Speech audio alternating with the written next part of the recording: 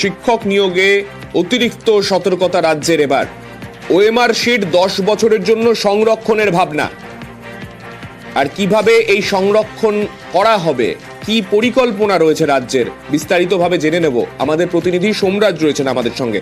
সোমরাজ, দেখো, OMR sheet সংরক্ষণ 10 বছর করতে চাইছে রাজ্য, তেমনটাই স্কুল শিক্ষা দপ্তর সূত্রে খবর। School service commission OMR sheet সংরক্ষণ করার জন্য 2 বছর ওএমআর শিট সংরক্ষণ করা যেতে পারে তেমনটাই প্রস্তাব দেয়, কিন্তু রাজ্য সেই প্রস্তাবের সঙ্গে একমত নয় তেমনটাই স্কুল শিক্ষা দপ্তর সূত্রে খবর। এবং 2 বছরের বদলে 10 বছর ওএমআর শিট সংরক্ষণ করতে চায় রাজ্য।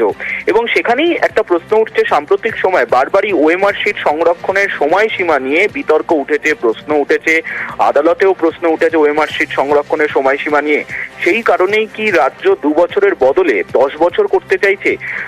যে নিয়োগগুলি হয়ে গেছে ইতিমধ্যেই, সেখানে ওএমআর শিট সংরক্ষণের সময়সীমা 1 বছর করে রাখা ছিল, কিন্তু এবার সেটা এসএসসি যে প্রস্তাব দেয় 2 বছর। বিশেষ করে তুমি জানো যে নয়া যে নিয়োগ বিধি, বিশেষ করে প্রধান শিক্ষক, প্রধান শিক্ষিকা থেকে শুরু করে নবম, দশম, একাদশ, দ্বাদশ, সেই নিয়োগের বিধি ইতিমধ্যেই প্রস্তুত করে ফেলেছিল এসএসসি, কিন্তু তা চূড়ান্ত অনুমোদনের জন্য স্কুল শিক্ষা দপ্তরকে পাঠানো হয়। স্কুল শিক্ষা দপ্তরের তরফে সেটি রাজ্যকে পাঠানো হয়। কিন্তু যেটা সূত্র মারফত খবর, এসএসসির যে প্রস্তাব ছিল 2 বছর ওএমআর শিট সংরক্ষণের সময়সীমা, সেই প্রস্তাবের সঙ্গে একমত হতে পারছে না রাজ্য, এবং 2 বছরের বদলে 10 বছর করতে চাইছে রাজ্য।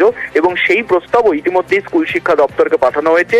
মূলত মনে করা হচ্ছে সাম্প্রতিক সময় ওএমআর শিট সংরক্ষণের সময়সীমা বিতর্কের পরেই এই সময়সীমা বাড়াতে চায়, তেমনটাই মনে করা হচ্ছে। অনেক ধন্যবাদ সোমরাজ।